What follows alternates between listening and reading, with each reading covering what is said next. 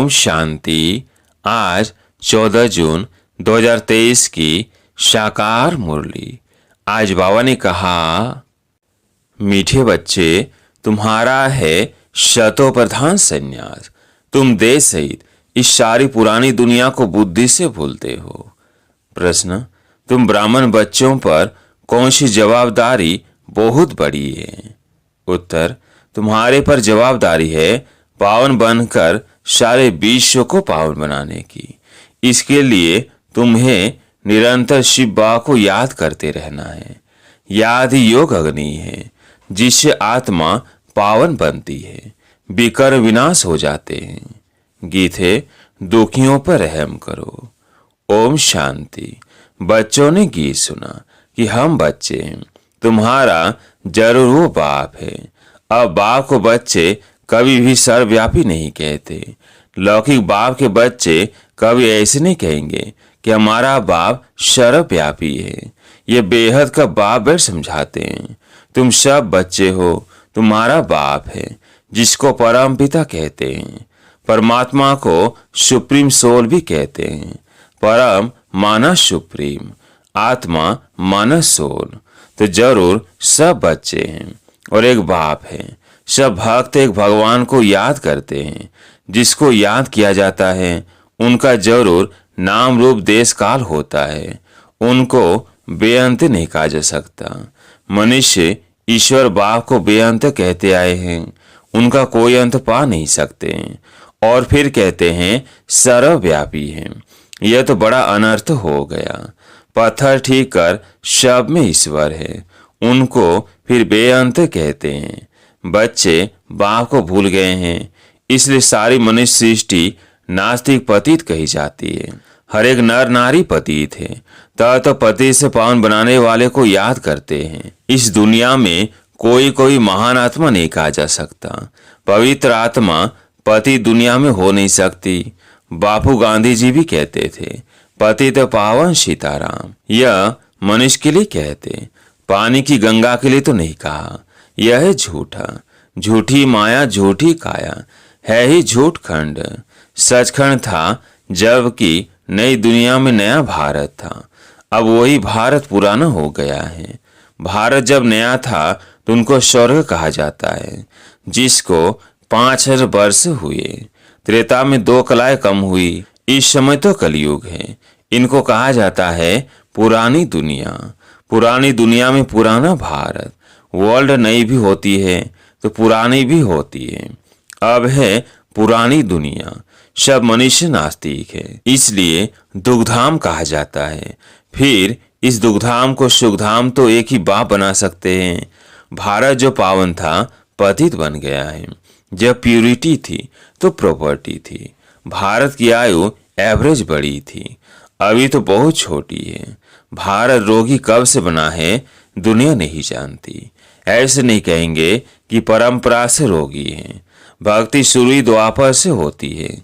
कलयुग का जब अंत होता है तब बाप आकर ज्ञान देते हैं। ज्ञान है ज्ञान सागर के पास। ज्ञान का सागर नॉलेज फूल, ये उस बाप की महिमा है। मनुष्य सृष्टि का बीज रूप है। सर्वव्यापी कहने से बाप बच्चे का लव नहीं रहता। यह आर्फन दुनिया, सब आपस में लड़ते रहते हैं, इसलिए इसको रौरव नरक कहा जाता है। भारत स्वर्ग था, अब नरक है। यह किसको ही पता नहीं पड़ता है कि हम नरकवासी हैं, तो जरूर नरक से ट्रांसफर होंगे। परंतु ऐसे नहीं कि नरकवासी पुनर्जन्म फिर स्वर्ग में ले सकते हैं।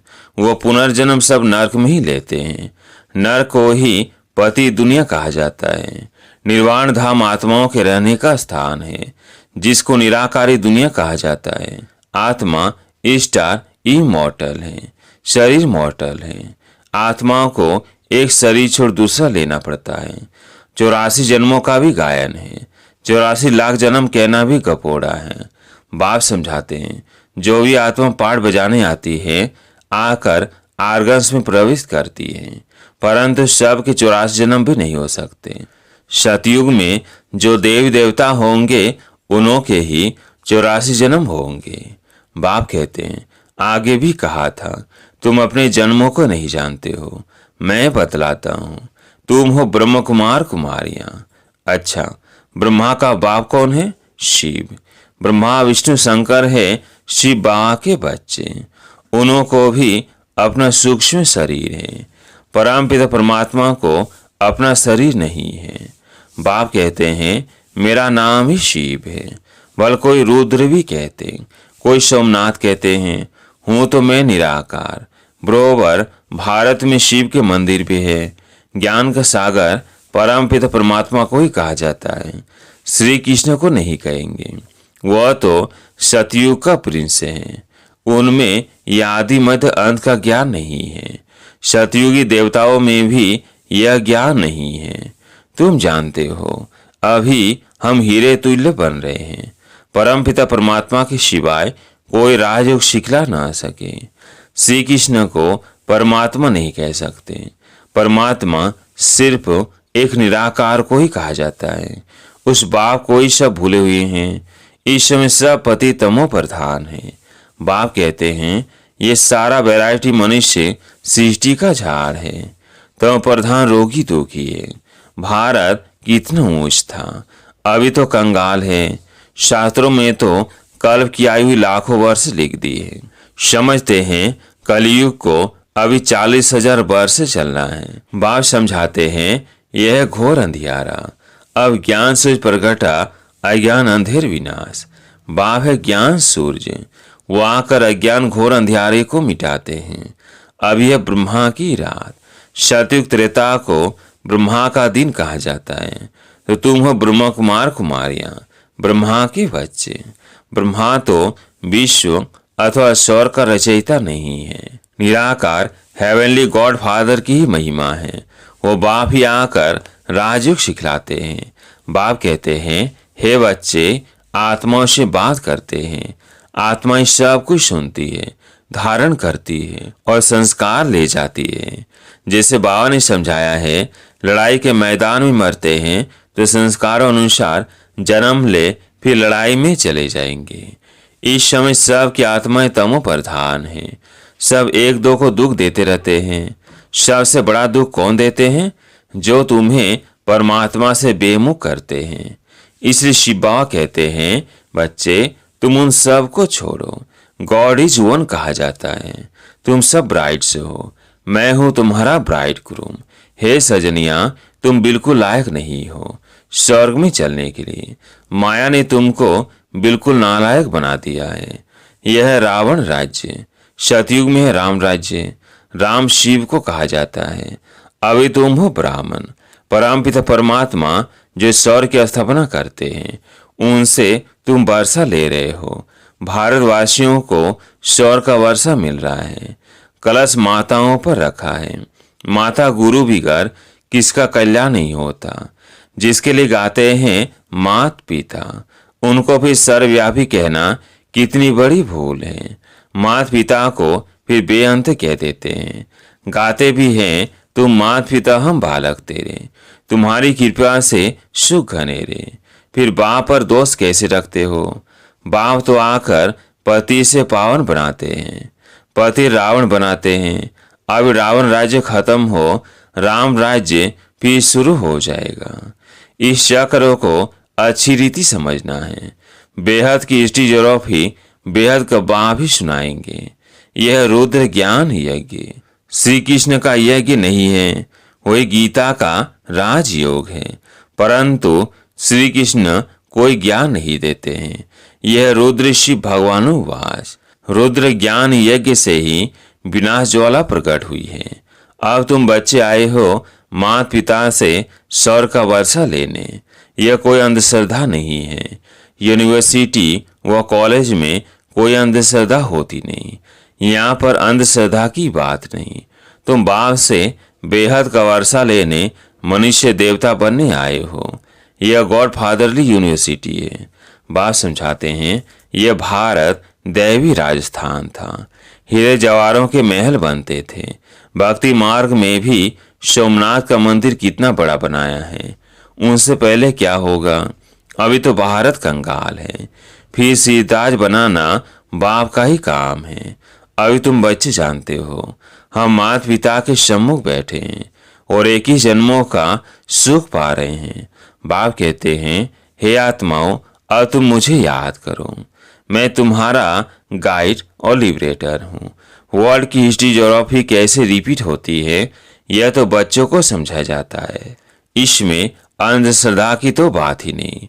तुम्हारा है शतो प्रधान बेहद का संन्यास।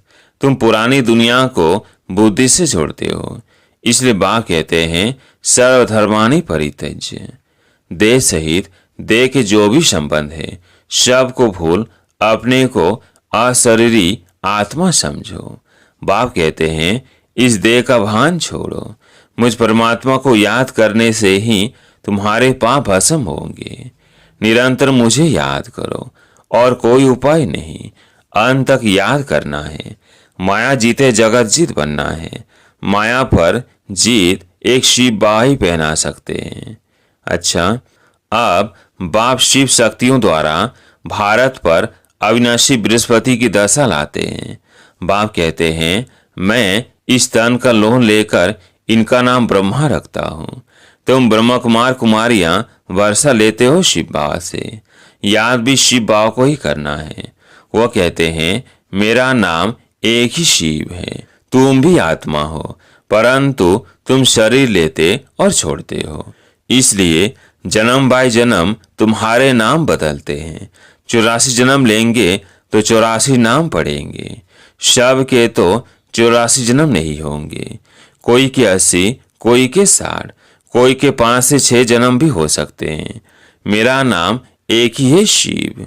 शिव बाबा को याद करते रहो तो विकर्म विनाश होंगे। योग अग्नि बिगर कोई पावन बन नहीं सकते। तुमने प्रतिज्ञा की है, बाबा हम पवित्र बन भारत को पावन बनाए, फिर राज्य करेंगे। शिव बाबा को याद नहीं करते तो गोया अपने को पतित बनाते हैं। इसलिए फिर धर्मराज की बहुत कड़ी सजा खानी पड़ेगी। तुम्हारे पर बड़ी रिस्पॉन्सिबिलिटी है। बाबा को याद करते रहना, यह रूहानी यात्रा। अच्छा, मीठे मीठे सिगिलधे बच्चों प्रति नंबरवार पुरुषार्थ अनुसार माता पिता बाप दादा का याद प्यार और गुड मॉर्निंग। रूहानी बाप की रूहानी बच्चों को नमस्ते। हम रूहानी बच्चों की रूहानी बाप दादा को याद प्यार गुड मॉर्निंग नमस्ते नमस्ते। धारणा के लिए मुख्य सार। पहला पॉइंट, निरंतर एक बाप की याद से मायाजीत जगत जीत बनना है। पवित्र बनकर भारत को पवित्र बनाना है। दूसरा पॉइंट, बुद्धि से बेहद पुरानी दुनिया का संन्यास करना है। इस देवभान को भूलने का अभ्यास करना है। देई अभिमानी रहना है। आज प्यारे मीठी बाबा का वरदान, किसी से किनारा करने के बजाय सर्व का सहारा बनने वाले विश्व कल्याणकारी भव। किसी से किनारा करने के बजाय सर्व का सहारा बनने वाले विश्व कल्याणकारी भव। सारे कल्प में ब्रह्मा बाप और ईश्वरी परिवार के संबंध संपर्क में आने वाली आप श्रेष्ठ आत्माएं हो। आप किनारा करने वाले नहीं, लेकिन विश्व का सहारा बनने वाली विश्व कल्याणकारी आत्माएं हो। परिवार के अविनाशी प्यार के धागे के बीच से निकल नहीं सकते। इसलिए कभी किसी बात में, किसी स्थान से, किसी सेवा से, किसी साथी से किनारा करके अपनी अवस्था अच्छी बनाने का संकल्प नहीं करना। ये आदत डाली तो कहाँ भी टिक नहीं सकेंगे। स्लोगन, कर्म भोग का वर्णन करने के बजाय कर्म योग की स्थिति का वर्णन करो। कर्म भोग का वर्णन करने के बजाय कर्म योग की स्थिति का वर्णन करो। आप सुनते हैं मातेश जी के मधुर महावाक्य। ओम शब्द का यथार्थ अर्थ क्या है? मम्मा ने कहा, जब हम ओम शांति शब्द कहते हैं तो पहले पहले ओम शब्द के अर्थ को पूर्ण रीति से समझना है। अगर कोई से पूछा जाए ओम का अर्थ क्या है, तो वो लोग ओम का अर्थ बहुत ही लंबा चौड़ा सुनाते हैं। ओम का अर्थ ओमकार बड़े चौड़े आवाज से सुनाते हैं। इस ओम पर फिर लंबा चौड़ा शास्त्र बना देते हैं, परंतु वास्तव में ओम का अर्थ कोई लंबा चौड़ा नहीं है। अपने को तो स्वयं परमात्मा ओम का अर्थ बहुत सी सरल और सहज अर्थ से समझाते हैं। वो भी अर्थ परमात्मा से मिलने के लिए समझाते हैं। परमात्मा साफ कहते हैं, बच्चे, ओम का अर्थ है मैं आत्मा हूं। मेरा असली धर्म शांत स्वरूप है। अब इस ओम के अर्थ में उपस्थित रहना है। तो ओम का अर्थ है मैं आत्मा परमात्मा की संतान हूँ। मुख्य बात यह हुई कि ओम के अर्थ में सिर्फ टिकना है। बाकी मुख से बैठ ओम ओम का उच्चारण नहीं करो। बुद्धि में यह निश्चय रखकर चलना है, ओम का जो अर्थ है उस स्वरूप में स्थित रहना है। बाकी वो लोग बल ओम का अर्थ लंबा सुनाते हैं मगर उसके स्वरूप में स्थित नहीं रहते। परंतु हम तो ओम का स्वरूप जानते हैं, तभी उस स्वरूप में स्थित होते हैं। हम यह भी जानते हैं कि परमात्मा बीज रूप है और उस बीज रूप परमात्मा ने इस सारे झाड़ को कैसे रचा हुआ है, उसकी सारी नॉलेज हमें अभी मिल रही है। अच्छा, ओम शांति।